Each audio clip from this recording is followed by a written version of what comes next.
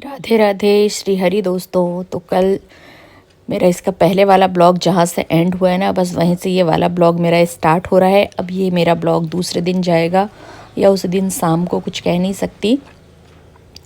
तो मैं मंदिर से पूजा करके आ गई थी और मैं यहाँ पर तुलसी माता की पूजा कर रही हूँ।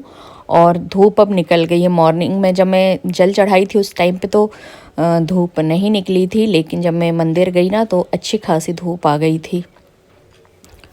और धूप अभी है अच्छी, लेकिन ये मॉर्निंग वाली धूप है ना तो ये उतनी तेज़ नहीं लगती है। तो यहाँ पे मैं कर लेती हूँ तुलसी माता की पूजा और उसके बाद फिर मुझे मंदिर की पूजा करना है। तो कल का ब्लॉग थोड़ा सा बड़ा होने लगा था, मतलब इसके पहले वाला ब्लॉग, इसलिए मैंने सोचा कि मैं इसे 2 भागों में डिवाइड कर लेती हूँ। और यदि आप लोगों को इस तरीके के ब्लॉग अच्छे लगें तो प्लीज़ कमेंट ज़रूर करिएगा कि क्या आप मेरे पूजा पाठ वाले ब्लॉग देखना चाहते हैं। और इस बार ना मेरी जो तुलसी कोट है उसका कलर थोड़ा ख़राब हो गया है। तो दरअसल मैंने दिवाली में नहीं करी थी, दिवाली के पहले मेरी तुलसी कोट की पुताई हुई थी और मैंने सोचा था कि मैं जो एकादशी रहेगी उस टाइम पे ये पुताई कर लूँगी, तुलसी कोट को अच्छे से सजा लूँगी। लेकिन हुआ ये कि एकादशी के दिन ही हम लोगों को तिरुपति जाना पड़ गया, तो इसलिए वो सारे काम मेरे रह गए। तो मैं सोच रही हूँ कि एक आध दिन कलर लेकर और मैं खुद ही अच्छे से इसको पेंट कर दूँगी। तो यहाँ पे मैं अंदर आ गई थी और मैंने सबसे पहले अपने सारे भगवान को निकाल के उन्हें नहलाया है।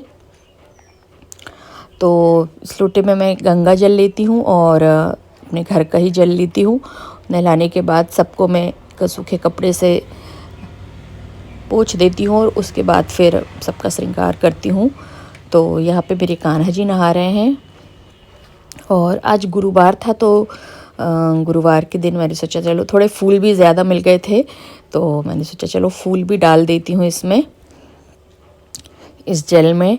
और थोड़ा सा मैंने इत्र डाला था और कान्हा जी को नहला रही हूँ। तो मेरा वैसे बहुत मन था कि मैं वृंदावन लेकर जाऊँ अपने कान्हा जी को, लेकिन कभी हो पाता है या नहीं कुछ कह नहीं सकती कि वहाँ जाके मैं उनका पूरा श्रृंगार करवाऊँगी। तो यहाँ पे मैंने कान्हा जी को भी नहला दिया है और साथ ही पूजा भी कर ली है। और उसके बाद फिर मैंने दूध गर्म करके लाई थी, साथ ही जो अमरूद लाई थी ना वो भी मैंने कान्हा जी को भोग अभी नाश्ते में दे दिया है। और जो ये मैं पालक तोड़ के लाई थी, मैंने सोचा चलो इसी से मैं दरभजिया बनाऊंगी। मैंने सवेरे आप लोगों को बताया था, तो बस मैं इसे थोड़ा रफली काट रही हूँ, बहुत ज़्यादा नहीं, एकदम बारीक नहीं कर रही हूँ। कुछ लोग तो ऐसे ही डाल देते हैं, लेकिन मैं थोड़ा सा काट के डालती हूँ। तो ये मॉर्निंग का टाइम रहता है ना, तो बहुत ही मतलब जल्दी जल्दी सारे काम हमें करने होते हैं। लेकिन हुआ ये कि आज अचल के एग्ज़ाम चालू हो गए हैं और अचल टिफ़िन लेके नहीं गया है, क्योंकि अचल जल्दी आ जाएगा। तो वो सवेरे वैसे ही खाना नहीं खाता है, तो बोले मैं घर आके ही खाना खाऊंगा, इसलिए मैं थोड़ा आराम से मतलब काम कर रही थी। नहीं तो इसी लिए मैं ज़्यादा वीडियो वगैरह नहीं बना पाती हूँ, उस टाइम पे इतनी भागा दौड़ी होती है, जल्दी जल्दी टिफ़िन तैयार करना होता है, कई बार ठाकुर साहब को भी जाना होता है, तो मैं फिर वीडियो वगैरह कुछ शूट नहीं कर पाती हूँ। तो लेकिन आज अचल चला गया है, इसलिए मैंने सोचा चलो अब मैं आराम से रेसिपी भी शेयर करूँगी। तो यहाँ मैंने दाल को ना धो के रख दिया था, पहले ही फुला के रख दिया था। और ये जो मैं पालक लेके आई हूँ ना, इसे ज़्यादा धोने की ज़रूरत नहीं पड़ी, क्योंकि एक तो मैं इसे ऊपर की पत्तियाँ भर तोड़ के लाई थी और इसमें कोई मतलब खाद वगैरह भी कुछ नहीं डला हुआ है। तो बहुत अच्छी, मतलब इसको बहुत ज़्यादा धोने की ज़रूरत नहीं थी। जो हम मार्केट की लाते हैं ना, उसे काफ़ी धोना पड़ता है, क्योंकि उसमें फिर महक आती रहती है खाद की। तो मैंने यहाँ हल्दी और लाल मिर्च बस डाली हूँ और इसे मैं उबलने के लिए रख रही हूँ। तो जो अमरूद मैं लेके आई थी उसकी मैं आज बना रही हूँ चटनी। मैंने अमरूद को काट लिया है और साथ ही हरे धनिया लिया है यहाँ पे, हरी मिर्च और लाल मिर्च जो है वो ली हूँ मैं, और एक अदरक का टुकड़ा। तो लहसुन वगैरह कुछ नहीं डाल रही हूँ इसमें, बिना लहसुन वाली बना रही हूँ मैं ये। और इसमें थोड़ा सा ज़ीरा डालूंगी, नमक डालूंगी और इसकी बढ़िया सी चटनी तैयार कर लेती हूँ, बिल्कुल सिंपल वाली।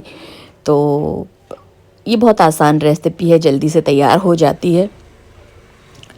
और थोड़ी सी ना मैंने रात में पत्ता गोभी काट के रखी थी, तो सोच रही उसे भी मैं बघार देती हूँ, नहीं तो वो रखे रखे ख़राब हो जाएगी फिर।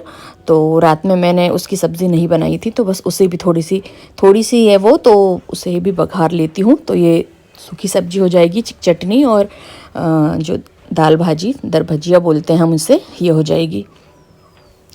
तो यहाँ पे मैंने ज़ीरा और राई डाल दी है, साथ ही प्याज और हरी मिर्च, और ये डाल दिए हैं टमाटर। तो मेरी दाल हो गई। और ये ना, ये बीज मैं नहीं डालती हूँ क्योंकि ये हमारे पेट में जाके ना यही स्टोन बन जाते हैं, तो मैं ये बीज कभी नहीं डालती हूँ।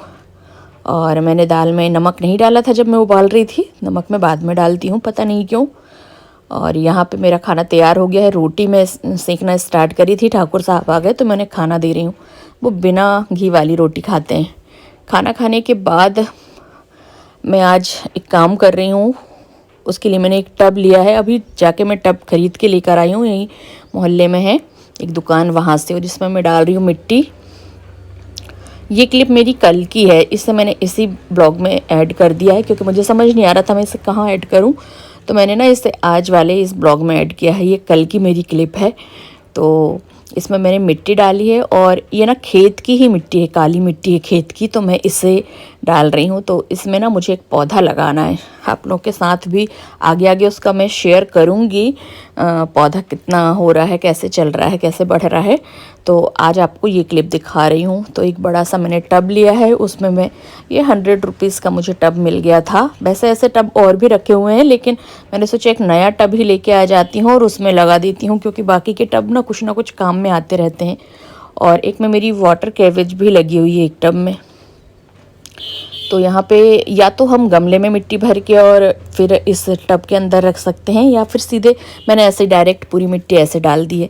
इसके पहले जब मैंने लगाई थी ना, तो एक छोटे से टब में पहले मैंने लगाया था पौधा, और उसको मैंने एक बड़े टब में रख दिया था और पूरा पानी डाल दिया था। लेकिन इस बार मैंने ऐसे लगाई हूँ ताकि हमें हमारी जड़ को ना बढ़ने का मौका मिले, वो थोड़ी फैले हमारी जड़।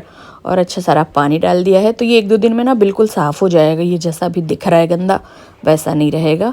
1-2 दिन बाद छन जाएगा ये पूरा पानी। तो फिर से आपको दिखाऊंगी मैं अपने ब्लॉग में, आगे के ब्लॉग में मैं आप लोगों के साथ इस टब को फिर से शेयर करूँगी। तो मैं लेकर आई थी नर्सरी से वाटर लिली, और ये पिंक कलर में है।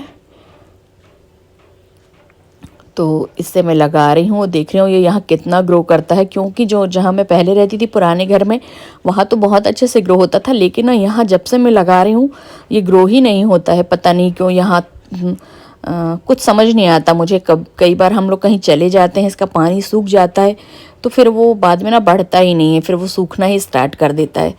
तो मैंने कहा एक बार तो और मैं इसे लगा के देखती हूँ यहाँ हो रहा है या नहीं हो रहा है।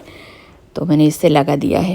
तो आज का ब्लॉग आप लोगों को कैसा लगा, आप लोग कमेंट ज़रूर करिएगा। एक छोटा सा ब्लॉग था जिसे मैंने आप लोगों के साथ शेयर किया है। और आप लोग और भी इस तरीके के ब्लॉग देखना चाहते हैं तो प्लीज़ कमेंट करिए। साथ ही आप मुझे इंस्टाग्राम पे भी फॉलो कर सकते हैं। और मेरे पास नहीं कुछ बीज भी रखे हुए थे, तो मैं इन्हें भी एक डब्बे में डाल के रख रही हूँ कि शायद ये हो रहे हैं नहीं हो रहे हैं, पता नहीं।